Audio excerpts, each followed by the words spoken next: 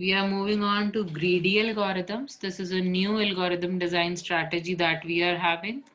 In the greeding approach, what is the essence of making this particular greedy approach is? This is all about making some greedy choices. Greedy is a choice that is at the moment looking most appropriate. Such a choice is known as a greedy choice, which may not be correct in every situation, but that is known as a greedy choice. So greedy algorithms, the basic strategy is making greedy choices locally and then building a global optimal solution from them. What do I mean by these terms that I'm saying? I'll just explain the properties that a problem should have so that we can apply this greedy strategy is, first is the greedy choice property. The greedy choice property means that from local optimal solutions, I should be able to build global solutions. It should be possible to build local solutions. Say it should be possible to build a global solution. Now, what do I mean by local solution? Global solution is there are various kinds of problems. Supposedly, there is a problem that you are having a lot of work to be accomplished at home. Okay? There are, I'm just taking a very small example that you have mopping to be done, you have utensils to be cleaned, you have dusting, you have other work to be done at home, just for example. So we have to solve this problem. Either we keep one single person that can do all the problem, or we can keep a person for this, which are optimal for each of them, and then we can combine the solution for getting the work done. So getting 6 men or 5 men here will work in this kind of a problem. So from local optimal solutions, a person who can do mopping in the minimum charges and maximum cleanliness will be the best solution here, so on and so forth. So this problem of getting different work done can be solved either by one person or multiple person. But the point is, from small solutions, the bigger solution to the problem can be built. Or another example that you can understand right here is, supposedly you want 5,000 rupees. Now either you get 2,000 rupees ke 2 notes and 1,000 rupees ka 1 note, or you get 500 rupees 10 notes, or you get 100 rupees 500 notes, and so on. 50 notes of 100 rupees or 10. All of them will account to total of 5,000 rupees. Again, you can break down the problem, and from the local solutions you can build a global solution. Agreed? Now here the problem greedy choice property can be applied when you can break down the problem, and the small solutions when combined together will give you a global solution. But supposedly you have a minimum age criteria for applying for a job, say, which is 20 years. This is the minimum age criteria for applying to a job. You cannot pick 4 people of 5 years and say that we have achieved the criteria. 4 people with 5 years age will not fulfill this criteria. So this problem will not be able to solve using local solutions. Only one solution, that will be global solution only. So local solutions इस case में possible नहीं होंगे. I hope I am making myself clear by the point that there are a few problems which can be solved using local solutions by breaking the problem down. There are problems which will not be able to solve using local solutions. They only have the global solution. Global solution is the solution to the total problem that we are talking about. So for greedy approach to be applied on any problem, the problem should be such that greedily we are picking solutions to the local problem, which can then be combined to form the solution to a global problem. Is it clear to all? Yes, ma'am. The second property we are having is optimal substructure. What do I now mean by optimal substructure is, I am saying that every substructure is having optimal solution. When we are dividing a problem into sub problems, every sub problem, I am saying every sub problem, जो भी solution उस sub problem का है, that solution for the sub problem is an optimal solution. Every sub problem has optimal solution. Only then we say कि जो substructure है वो optimally possible है. What do I mean by this now? Now again the 5,000 rupee note problem. 5,000 rupees we have to collect. Now optimal solution जब होगा जब हमारे पास कुछ parameters होंगे. Supposedly the parameter is I want minimum number of notes. तो minimum number of notes के लिए for 2,000 rupees supposedly this the 5,000 को हमने तीन parts में break करा 2,000, 2,000 and 1,000. Now 2,000 का optimal solution है one note of 2,000 rupees. Possible other solution है 500 के 4 notes. There is a possibility of taking 500 4 notes. There is a possibility of taking 2,000 one note. There is a ये सब 2,000 rupees ही देंगे. There is a possibility of taking 20 notes of 100 rupees.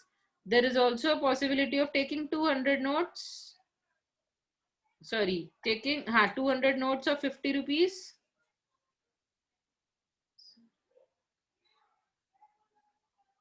Sorry, 40 note of 50 rupees. My mistake here. So all of them are possible solutions to the problem of this 2,000 rupees. But optimal solution is if I want minimum number of note, which is the optimal solution?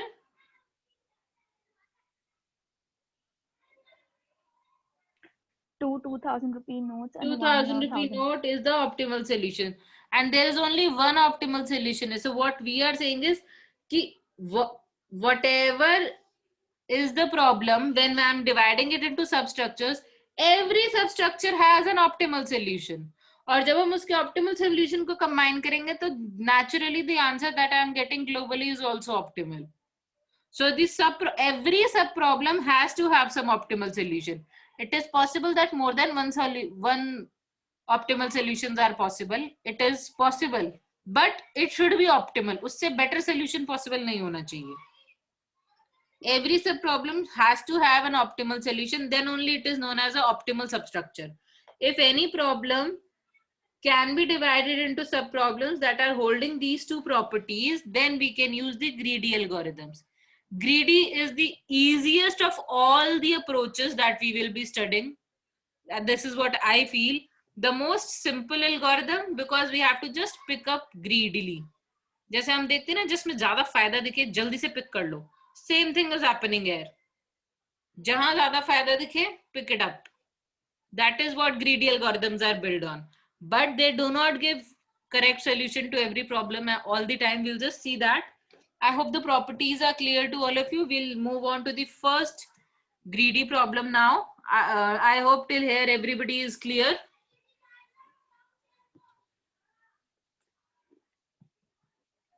There is no yes or no.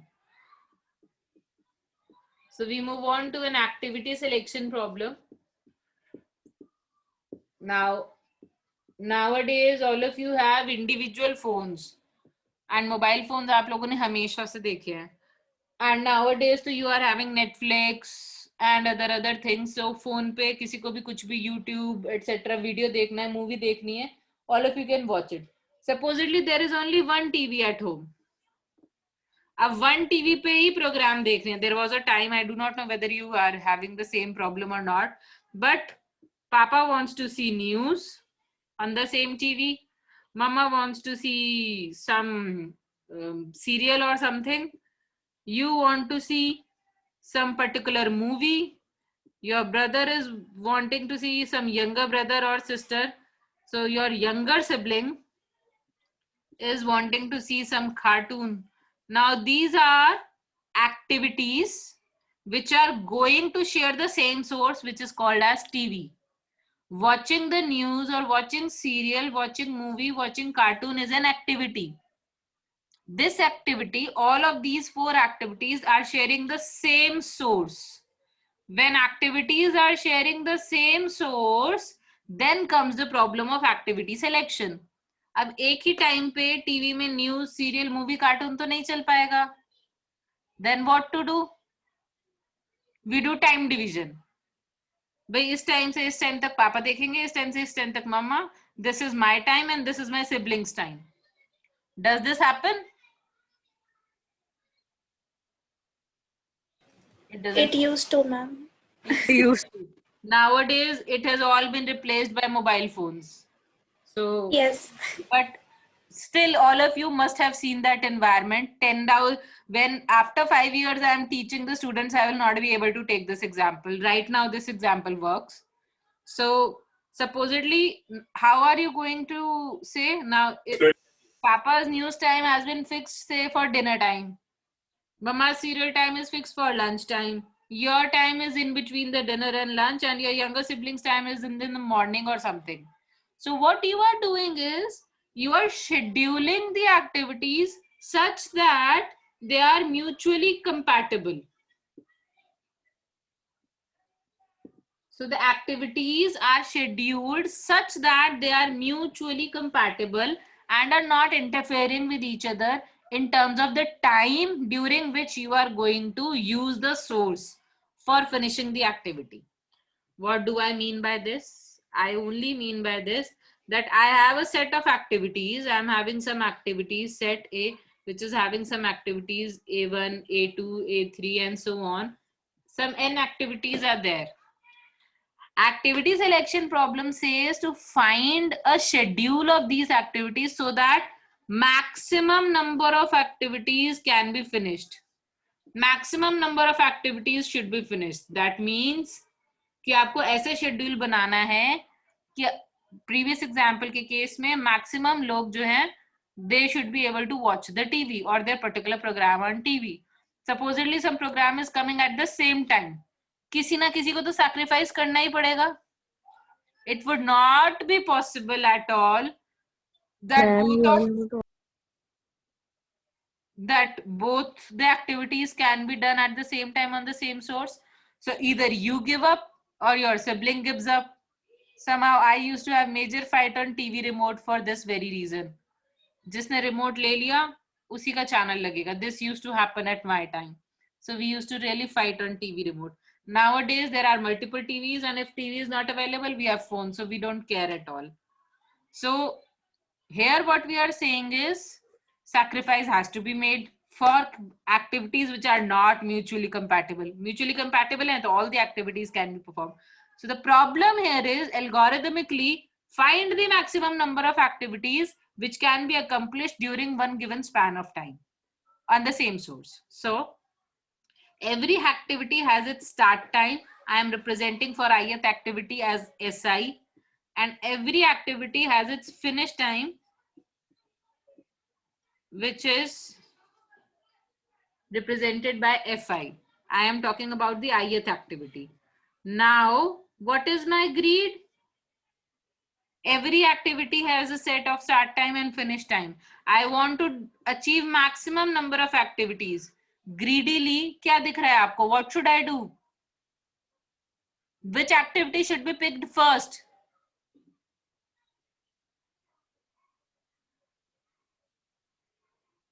सबसे ज्यादा activities को same source पे share करने के लिए कौन सी activity पहले pick करनी चाहिए? Forget about the TV example, क्योंकि वहां पे ग्रीड डिफरेंट है. वहां पे you will be picking your activity first. Here the grid is to finish maximum number of activities. Supposedly the activity that takes the The shortest activity time. that takes the less time. minimum time. Excellent. So the activity with minimum time, which is taking minimum time, should be picked up first. This is what our approach is going to do. We are going to do the same thing. So how do I know that what is taking minimum time? We arrange the activities in the ascending order of the finish time. जो सबसे पहले finish हो रही है उसका सबसे पहले, then and so on. So we arrange, we do sorting of the activities in the order of ascending order of their finish time. And once we have the ascending order of the finish time, we pick the activity first. We pick the activity, then we check jitni bhi activities mutually compatible nahi hai, we drop them. We pick the next activity, again we check the activity is not mutually compatible, we drop them, and we start building the schedule. And this is what activity selection problem is solved using greedy. That is all we do in the algorithm. We pick the activity with minimum time, minimum time, minimum time, and keep removing the activities which are contradicting or which are not mutually compatible for that activity. The same thing can be written in the form of one thing that when I'm talking about mutual compatibility. So mutually compatible activities have two conditions if I'm talking about activity I and activity J. So either the start time of activity I is greater than the finish time of activity J. That means you are watching a serial after somebody else have finished. You are watching your movie after your mother has finished watching your serial. Then I and J are mutually compatible. और I'm saying and नहीं है और है and नहीं हो सकता. Or start time of second activity is greater than the finish time of first activity. That means that your father is watching his particular channel after you have ended watching your particular movie. So he is watching it after that time. ये clear हो रहा है? For the activities to be mutually compatible, either of the two conditions has to hold. Example, you want to watch an activity during 2 to 3 p.m. You want to watch a serial during this time. And your mother's serial is coming between 1 to 2. Your movie is starting at 3:30 and it is ending at say 6:30. So this is your time. So isme, if this is my SI, FI, SJ and FJ, in this case, if I am checking the condition SI is greater than FJ, no. Start time is 1 p.m. 1 p.m. is not greater than 6:30. So first condition is false. Is SJ greater than FI? Yes. 3:30 p.m. is greater than 2 p.m. So my SJ is greater than FI. That means the activity is mutually compatible. आप दोनों अपना अपना you will be able to watch your movie. Mama will be able to watch a serial. If your movie is beginning at 1:45, then what will happen? They are not mutually compatible. Till the serial finishes, you will have to miss your movie. There is no other option. Am I making myself clear? Yes, ma'am. Or Yes, ma'am. if your movie is coming from 12:45 and you have started and your mama wants to watch a serial, then she cannot watch a serial. Either of the condition is false in both the cases. None of the condition matches. So for checking whether the activities are mutually compatible or not, we will be checking these two conditions. This is what we will be doing in our algorithm also. So let us go to the formal algorithm, which is a greedy activity selector. The algorithm is absolutely simple.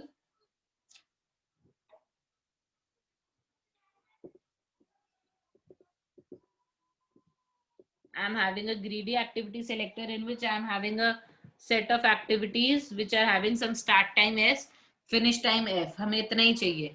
N is initially the total number of activities that are there. So I'm taking N to be length of S. Then I'm initially taking some array of activities which is initially null, which is not having anything right now. It is null initially. J is initialized to be 1 initially. Now I'm running a loop from I, which is running from second activity till nth activity. You can replace I and J, would not make a difference at all.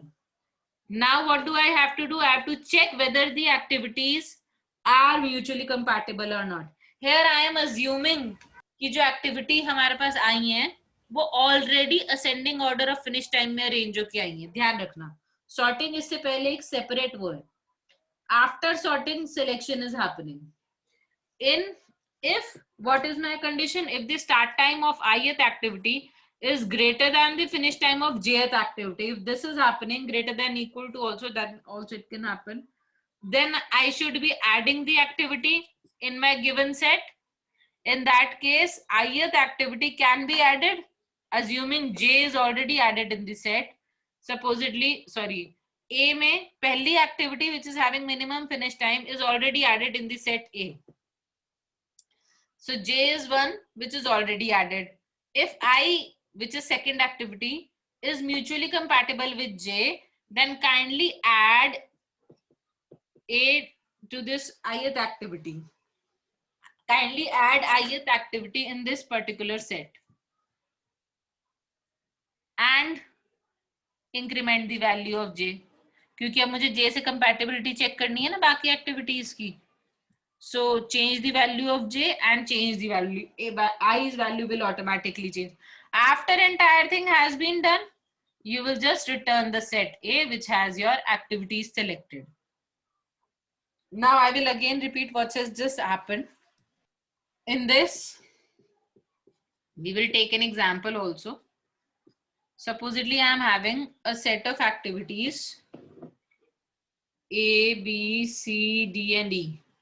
5 activities are there.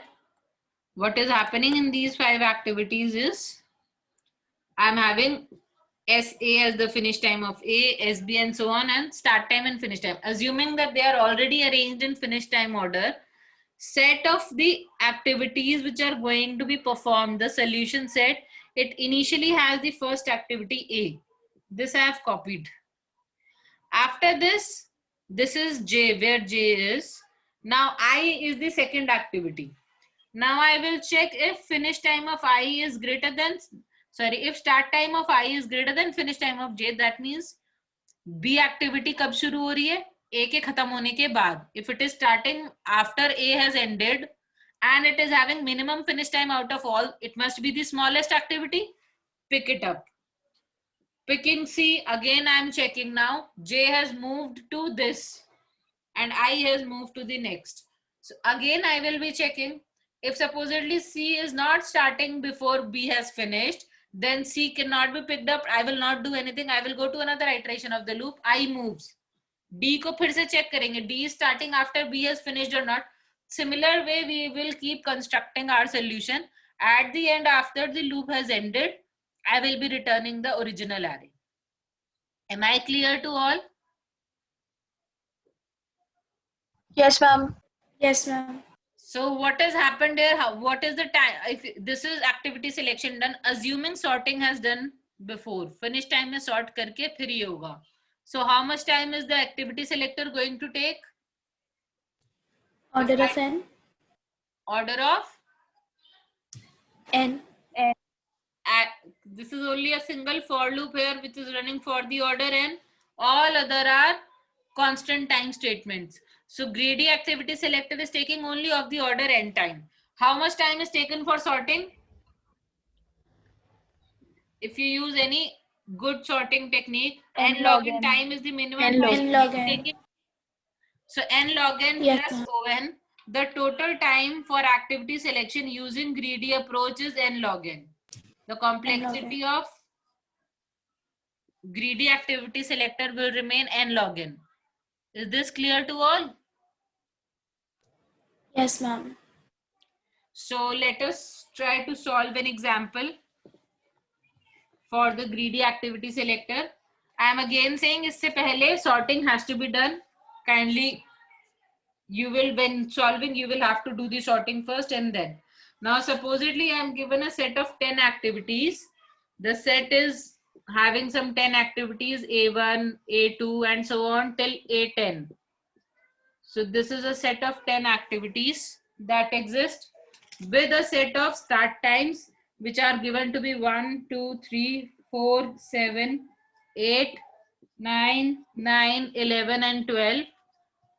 And finish time set I am given to be 3, 5, 4, 7, 10, 9, 11, 13, 12 and 14. This is a given question to me. Find, the question says, compute a schedule with the largest number of activities that can take place. This is a set of 10 activities. You have to compute a schedule where maximum number of activities can take place. So when I'm trying to find a solution, first of all, I have to rearrange the activities in the increasing order of their finish time. Not the start time, but the finish time. So I am again rearranging activity, the start time and the finish time. If you keep picking the activity by finish time, 3 is the minimum finish time. So you pick 3, that is activity 1 with the start time 1. Then you see, are you understanding what I'm trying to do? All of you? Yes, ma'am. Yes, ma'am. Then I pick up the next activity which is 4. Finish time is 4. activity 3 and start time is 3. Then I'm having the activity 2, which is having finish time 5, start time is 2. After 5, 7 is there. So this is the activity number 4 with the finish time 7 and start time as 4. Then I am having the activity 9, finish time 9 hai. So this is activity 9 with a, sorry, this is activity number 1, 2, 3, 4, 5, 6, 7. This is activity number 7 with a start time of 9. Then you are picking the activity with finish time 10, start time 8, and this is activity 6. Then next activity you will be picking with finish time 11, start time Ma'am. 9. हाँ बेटा बोलो बोलो, कोई numbering गलती करी है मैंने? Ma'am finish time, yes ma'am, finish time में 9 वाला जो लिया है, जिसमें हमने फिनिश टाइम 9 लिया है, हाँ बच्चे, वो तो 6 होगा ना एक्टिविटी नंबर? हाँ right, that is activity 6 and the start time is 8. My mistake. And this is activity 5 with a start time 7. You are right.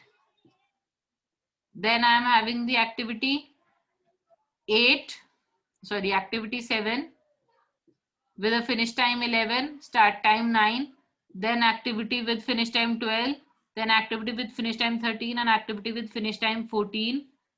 And the start times are 12, 9 and 11. Activity numbers being 10, 8 and 9. ठीक है, यही है ना? After this has happened, now I will be picking one activity at a time. So if I am showing what am I picking and what is the schedule, if this is the activity being picked and if this is the time that I am trying to plot here on a graph, so I am trying to schedule where maximum number of activities can be performed. So initially the first activity will definitely be picked. So I am picking the activity 1. Activity 1 is starting from 1. If this is 1, 2, 3, 4, 5, 6, 7, 8, 9. Well, this is time.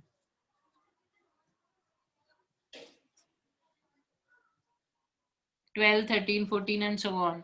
So if I'm selecting activity 1, it is going to start at 1 and finish at 3. Yes or no?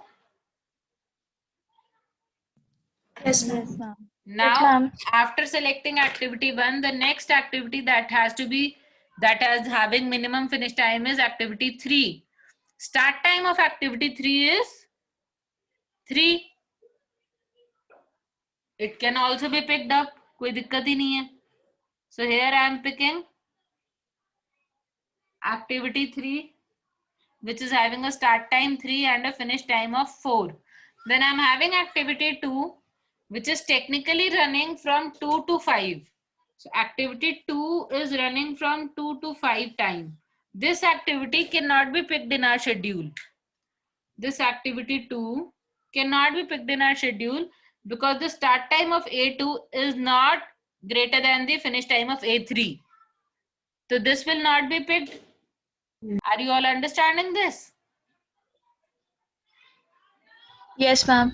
So Yes, after ma'am. this, what activity will be first? We move to now finish time is 7 for fourth activity and start time is 4. A3 has ended at 4. That means I can pick the activity 4, which is again mutually exclusive. I move on to the next activity, which is having a start time of 8, finish time of 9. So activity 6 can also be picked up in the schedule. Now activity 5 is having a start time of 7 and a finish time of 10. This activity cannot be picked up because it is not mutually. Start time jo hai 7 is not greater than 9. So condition will be false. Again I move on to the next activity, finishing at 11, starting at 9, mutually exclusive. I can pick the activity number 7 here and so on. Matlab, so on you will be finding that after this A7 ke baad you have 12 finish time, 11 start time, that will also be picked up. So if I am plotting A7 ke baad, A9 will also be picked up. After this, A8 will be dropped. And finally, A10 will also be picked up. So there are 3 activities, A2, A5 and A8, which will not form a part of my final solution. My final solution will be having a set A1, A3, A4, A6, A7, A9 and A10. So there are 7